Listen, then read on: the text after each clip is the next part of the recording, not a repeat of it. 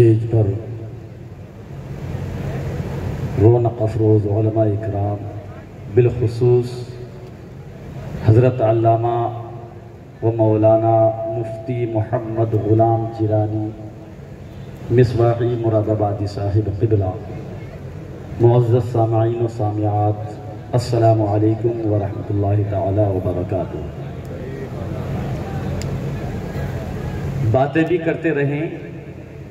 اور سلام کا جواب بھی دیتے رہیں۔ باتیں کریں کون سی باتیں کہ جس میں اللہ اور اس کے حبیب کو یاد کرتے رہیں، یعنی کہ سبحان اللہ اور الحمدللہ کہتے رہیں۔ الحمد للمتوحد بجمالہ المتفرد وصلاته دوما على خیر الانام محمد والآل والاصحابہ مأوای عند شدائد۔ یا ایہا الذین آمنوا اطیعوا اللہ واطیعوا الرسول ولا تولوا عنہ، صدق اللہ العلی العظیم وصدق رسولہ النبی الامین المتین المبین المعین الکریم، ونحن علی ذلک لمن الشاہدین والشاکرین والحمد للہ رب العالمین۔ آئیے حضرات، سب سے پہلے ہم آقا نامدار مدینے کے تاجدار، دو عالم کے مالک و مختار حضور احمد مجتبی محمد مصطفیٰ صلی اللہ تعالیٰ علیہ وسلم کی بارگاہ بے کش پناہ میں میرے ساتھ مل کر بلند آواز سے درود شریف کا ہدیہ پیش کریں۔ پڑھیے آواز و بلند، اللہ رب محمد صلی اللہ علیہ وسلم، نحن عباد محمد صلی اللہ علیہ وسلم صلی اللہ تعالیٰ علیہ وسلم۔ حضرات گرامی، مجھے محسوس ہو رہا ہے کہ گرمی بہت زیادہ پڑ رہی ہے، پسینہ نکل رہا ہے، گرمی بہت زیادہ پڑ رہی ہے۔ اتنی گرمی میں کون آتا ہے، لیکن یہ تو عشق مصطفیٰ ہے کہ ہمیں یہاں پر کھینچ لایا۔ اگر آج تم عشق مصطفیٰ میں بیٹھ کر یہاں پر اپنے جسم سے پسینہ بہاؤ گے تو انشاءاللہ تبارک و تعالی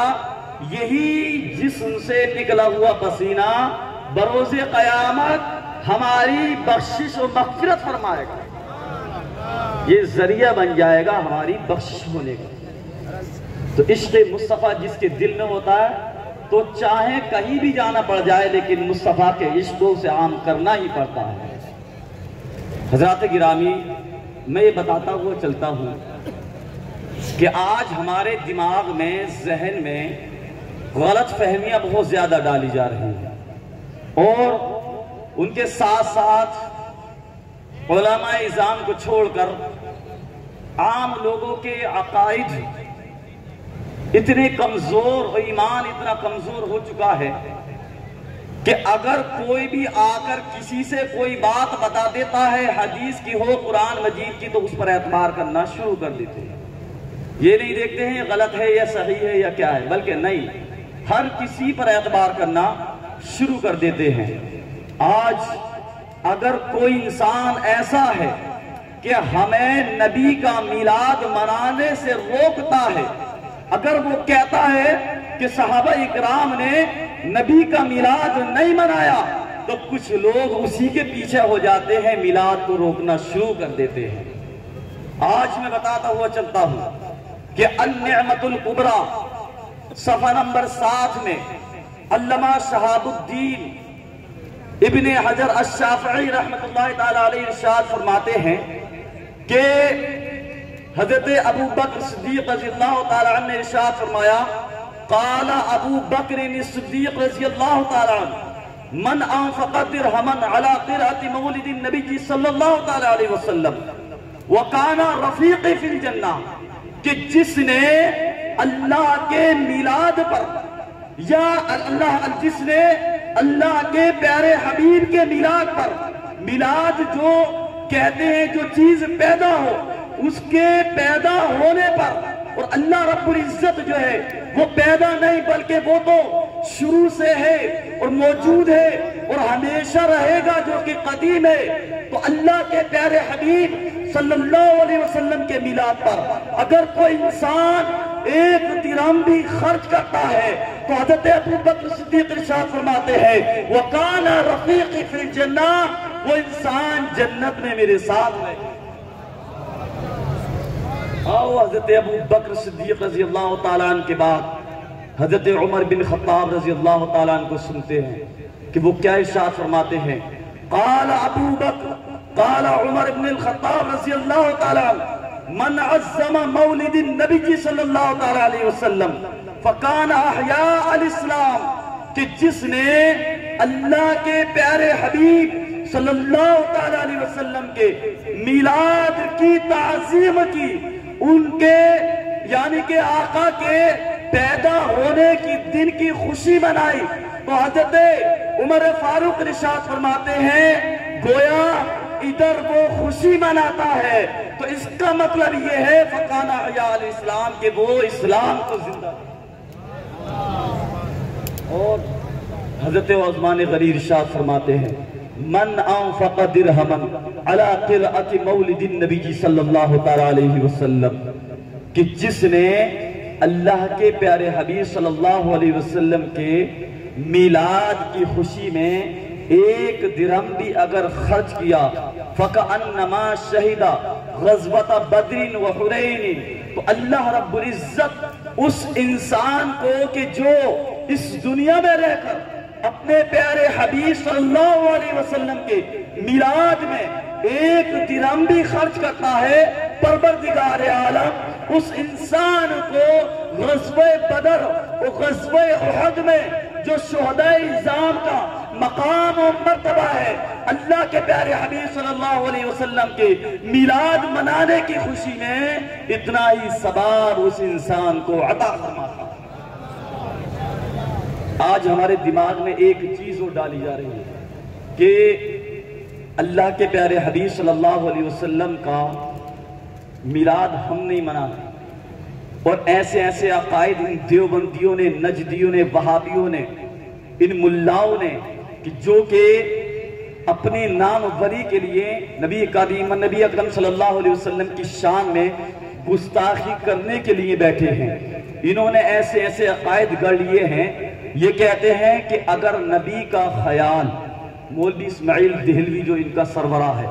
کہ نبی کا اگر خیال نماز میں آ جائے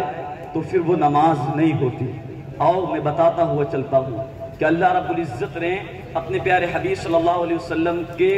مقام اور مرتبہ کیا رکھا ہے۔ پہلے مقام و مرتبے کو سمجھیں کہ اللہ رب العزت نے اپنے پیارے حبیب صلی اللہ علیہ وسلم کا مقام اور مرتبہ کیا رکھا ہے، کہ مشکات شریف کی حدیث پاک ہے، بروز قیامت جب اللہ رب العزت کا عرش سجے گا، اللہ رب العزت کی کرسی وہاں پر موجود ہوگی، اور عرش جب سجایا جائے گا تمام لوگ پروردگار عالم کے سامنے کھڑے ہوئے ہوں گے، کسی میں اتنی طاقت استطاعت نہیں کہ اللہ رب العزت کے سامنے اپنے سر کو اٹھا سکے۔ آقا ارشاد فرماتے ہیں حَتَّى أَقُومُ عِنْدَ يَمِينِ الْعَرْشِ، کہ اس وقت جب لوگ اللہ کی بارگاہ میں کھڑے ہوں گے تو اس وقت میں اللہ رب العزت کی جو کرسی ہوگی اس کرسی کے داہنی جانب کھڑا ہوا ہوں گا، اور ایک حدیث پاک میں آتا ہے کہ اللہ رب العزت کی جو کرسی سجی ہوگی تو میں اس کرسی کے پاس میں بیٹھا ہوا ہوں گا۔ ایک حدیث کہتی ہے اللہ کے پیارے حبیب اللہ رب العزت کی کرسی کے داہنی جانب کھڑے ہوں گے، ایک حدیث کہتی ہے اللہ کے پیارے حبیب صلی اللہ علیہ وسلم اللہ کی کرسی کے پاس میں بیٹھے ہوئے ہوں گے۔ مطلب کیا ہے؟ ان دونوں حدیثوں کا مطلب یہ ہے کہ اللہ کے پیارے حبیب اللہ رب العزت کی کرسی کے پاس کھڑے بھی ہوں گے اور بیٹھے بھی ہوں گے، لیکن کھڑے ہونے میں فرق ہوگا، بیٹھنے میں فرق ہوگا۔ فرق یہ ہوگا کہ جب تک اللہ رب العزت کرسی پر نہیں بیٹھے گا، پروردگار عالم کا جلوہ کرسی پر نہیں ہوگا، اس وقت اللہ رب العزت کی تعظیم کے لیے میرے آقا اللہ رب العزت کی بارگاہ میں کھڑے ہوئے ہوں گے، لیکن جب پروردگار عالم کرسی پر جلوہ فرمائے گا تو قسم خدا کی اس وقت اللہ رب العزت ارشاد فرمائے گا اے حبیب تم کھڑے کیوں ہو، تمہیں تو بیٹھنا چاہیے تھا۔ لیکن اس وقت اللہ کے پیارے حبیب ارشاد فرمائیں گے، عرض کریں گے مولا تبارک و تعالی اے پروردگار عالم اگر تیرے جلوہ ہونے سے پہلے اگر میں بیٹھ جاتا تو یہ میری نبوت کے خلاف ہے، یہ تیری عبودیت کے خلاف ہے۔ پروردگار عالم میری ذات یہ گوارا نہیں کرتی کہ تو جب تک میرے سامنے نہیں آئے، جب تک میں تیرے آنے سے پہلے بیٹھ جاؤں۔ جب اللہ کے پیارے حبیب اتنا ارشاد کریں گے، اللہ رب العزت ارشاد فرمایا، اے میرے حبیب سنو، ارے اب تک تم نے میری تعظیم کے لیے جب کھڑے ہو گئے تو کھڑے رہے، لیکن اب سنو، جب میں جلوہ کرسی پر کر چکا ہوں تو اے حبیب آ کر میرے پاس میں بیٹھ۔ تو اللہ رب العزت اپنے پیارے حبیب صلی اللہ علیہ وسلم کو اپنے پاس میں بٹھا لے۔ آج جو کہتے ہیں کہ نبی کے ساتھ نبی کو انہوں نے اللہ رب العزت سے ملا دیا، ارے ہم نبی کریم صلی اللہ تعالیٰ علیہ وسلم کا میلاد اس لیے بھی مناتے ہیں تاکہ امتیاز پیدا ہو جائے کہ جو خدا ہوتا ہے وہ کبھی پیدا نہیں ہوتا،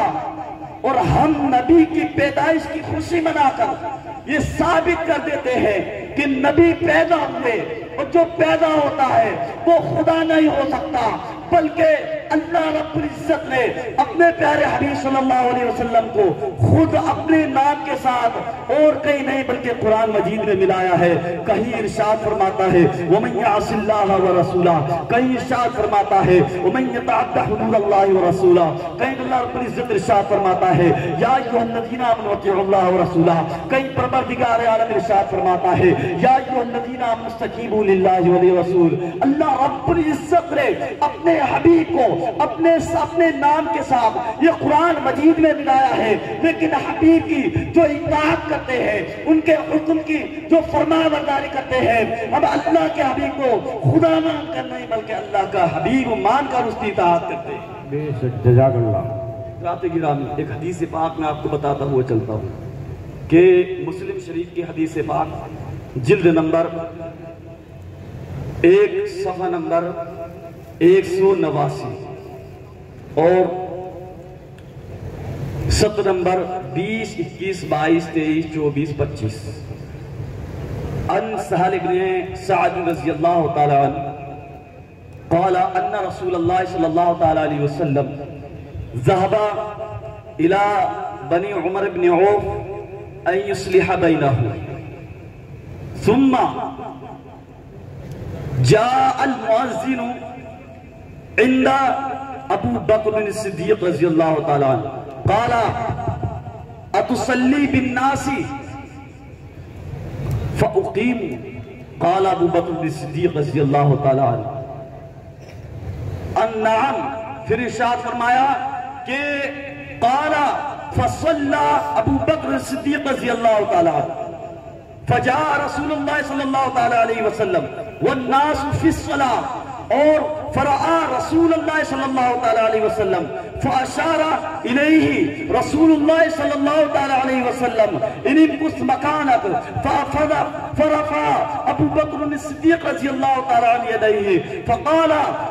اور فحمد اللہ عز وجل ما امروا بی رسول اللہ صلی اللہ تعالی علیہ وسلم۔ حضرت گرامی اللہ کے پیارے حبیب صلی اللہ علیہ وسلم کی شان دیکھو کہ اس حدیث پاک کا مفہوم یہ ہے، اس حدیث پاک کا مطلب یہ ہے کہ ایک مرتبہ آقا کریم صلی اللہ تعالی علیہ وسلم قبیلے بنی عوف بنی عمر کے درمیان جو ہے صلح کرانے کے لیے گئے تھے۔ اللہ کے پیارے حبیب صلی اللہ علیہ وسلم جس وقت صلح کرانے کے لیے گئے تو نماز کا وقت ہو گیا، جماعت کا وقت ہو گیا، لیکن اللہ کے پیارے حبیب صلی اللہ علیہ وسلم تشریف نہیں لائے۔ فجاء المؤذن الى ابو بکر الصدیق، تو مؤذن حضرت ابو بکر کے پاس آیا، عرض کرنے لگا اتصلی بالناس، اے ابو بکر کہ آپ نماز پڑھائیں گے؟ فاقیم، میں آپ کے لیے میں نماز جماعت کے لیے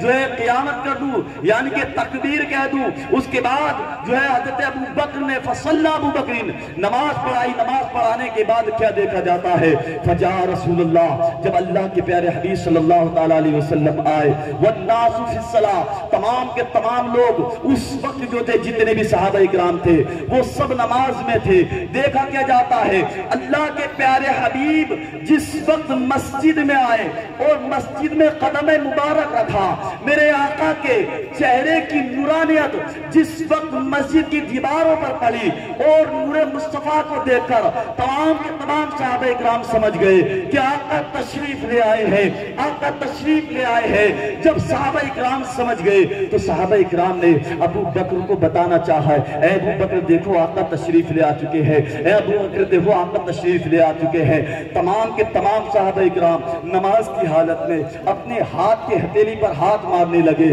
کیا دیکھا جاتا ہے کہ ابو بکر کو پتا چل گیا کہ ہاں آقا تشریف لے آ چکے ہیں۔ فرآ رسول اللہ، حضرت ابو بکر نے آقا کو دیکھا، فاشار الیہ رسول اللہ صلی اللہ تعالی علیہ وسلم، آقا جانتے تھے کہ ابو بکر میری تعظیم کے لیے، ابو بکر جو ہے میری محبت میں اپنے مسلح کو چھوڑ دیں گے، لیکن آقا نے ارشاد فرمایا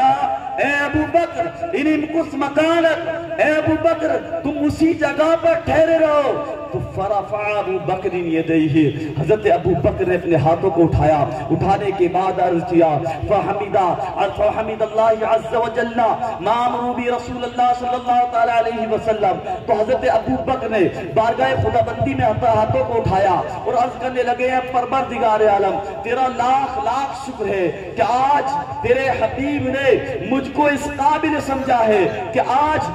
مجھے مسلح پر کھڑے ہونے کی آقا اجازت دے رہے ہیں۔ حضرات گرامی پھر اس کے بعد کیا ہوتا ہے کہ حضرت ابو بکر نے اپنے مسلح کو چھوڑ دیا۔ مسلح کو چھوڑنے کے بعد حضرت ابو بکر کی جگہ آقا شاہ پہنچ جاتے ہیں۔ فتقدم رسول اللہ صلی اللہ تعالی علیہ وسلم، جب نبی مسلح پر پہنچے نبی نے نماز پڑھا دی۔ نماز پڑھانے کے بعد کیا دیکھا جاتا ہے کہ حضرت ابو بکر صدیق رضی اللہ تعالی عنہ سے ارشاد فرمایا قال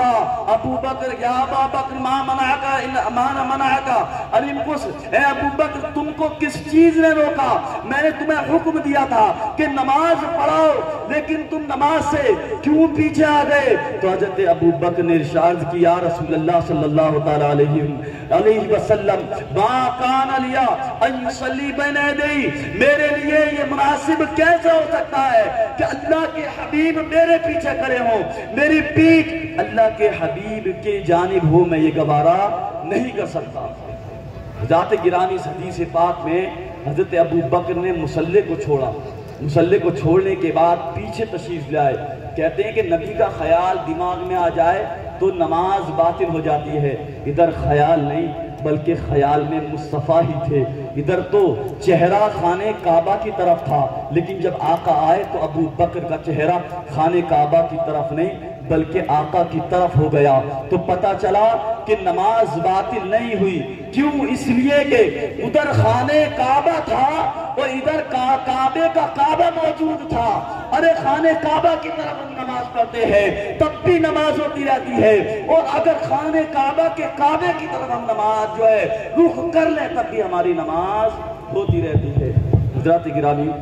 اللہ رب العزت سے دعا ہے کہ مولا تبارک و تعالی ہم سب کو اسی طریقے سے جیسے آج ہم جشن عید میلاد النبی منا رہے ہیں اسی طریقے سے ہم سب کو جشن عید میلاد النبی کی منانے کی توفیق عطا فرمائے۔ اور حضرات گرامی میں حضرت کا تعارف کراتا ہوا چلتا ہوں کیونکہ بلوترا میں آج حضرت پہلی بار تشریف لے کر آئے ہیں۔ حضرت کے پروگرام زیادہ تر ناگپور، مراد آباد، بریلی یا حیدرآباد ادھر زیادہ رہتے ہیں۔ حضرت نے حفظ کو چلتے پھرتے کر لیا۔ چلتے پھرتے کا مطلب یہ تھا کہ بچپنے میں گھر رہتے تھے، کھیلتے کودتے، بالکل جو ہے بچپنے میں کچھ ہی دنوں میں آپ نے حفظ مکمل کر لیا تھا۔ پھر حضرت جو ہے پڑھائی حاصل کرنے کے لیے جو ہے منظر اسلام اور اشرفیہ اور جو ہے دیگر جگہوں پر آپ نے علم دین حاصل کیا۔ افتاء کی جو ہے سند آپ نے منظر اسلام سے جو ہے حاصل کی، اور فضیلت کی سند آپ نے جو ہے مبارک پور اشرفیہ سے حاصل کی۔ اور حضرت کا جو اس وقت جو پڑھا رہے ہیں وہ ناگپور میں جو ہے آپ پڑھا رہے ہیں، ایک کافی بڑا مدرسہ ہے دعوت اسلامی کا، اس میں آپ جو ہے پڑھا رہے ہیں، لیکن آپ نے منظر اسلام میں یعنی کہ جو بریلی شریف ہے منظر اسلام جس کو ایجاد حضور اعلیٰ حضرت علی رحمت و رضوان نے کیا ہے، جس میں اعلیٰ حضرت نے بھی پڑھایا اور تاج الشریعہ نے بھی پڑھایا، مفتی اعظم ہند نے بھی پڑھایا، اسی مدرسے میں حضرت نے 5 سال لگاتار آپ نے جو ہے بچوں کو تعلیم دی۔ اب جو ہے حضرت کا استقبال صابر بھائی کریں گے۔